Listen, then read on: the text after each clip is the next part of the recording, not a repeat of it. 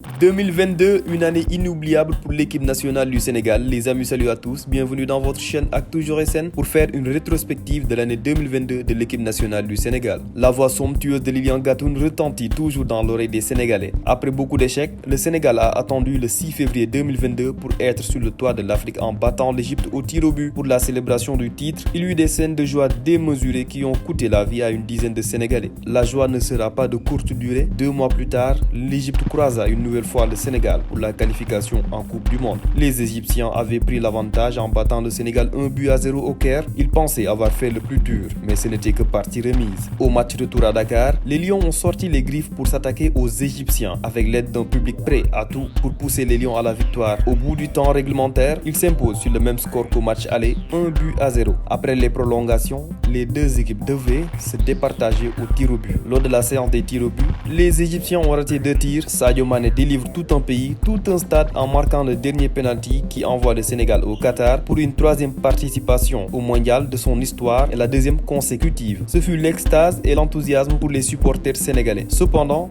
l'espoir s'effrita petit à petit avec le forfait du double ballon d'or africain, celui qui a donné la Coupe d'Afrique au Sénégal et l'a envoyé au Qatar. Sadio Mané ne participera pas à la Coupe du Monde, ce qui déclencha le pessimisme pour une qualification en phase finale dans cette compétition. Lors du début de cette dernière, le Sénégal trébuche d'entrée avec une défaite contre les Pays-Bas. Pour le deuxième match, il se défait du pays hôte, le Qatar, par 3-0, suscitant l'espoir pour la finale contre l'Équateur. Lors de cette confrontation, les deux équipes s'étaient neutralisées 1 but partout à moins d'une demi-heure de la fin du match. Le ministre de la Défense Kalidou Koulibaly marque le deuxième but qui qualifie le Sénégal en 8e de finale. Malheureusement, cette belle aventure prendra fin en 8e avec une défaite 3-0 contre l'ogre anglais. L'année 2022 a été de manière générale une grande réussite sur le plan footballistique pour l'équipe nationale du Sénégal. Qu'il en soit ainsi en 2023 avec une conservation du trophée pour la CAN 2023 qui se jouera en 2024 en Côte d'Ivoire. Merci chers abonnés, bonne année à vous.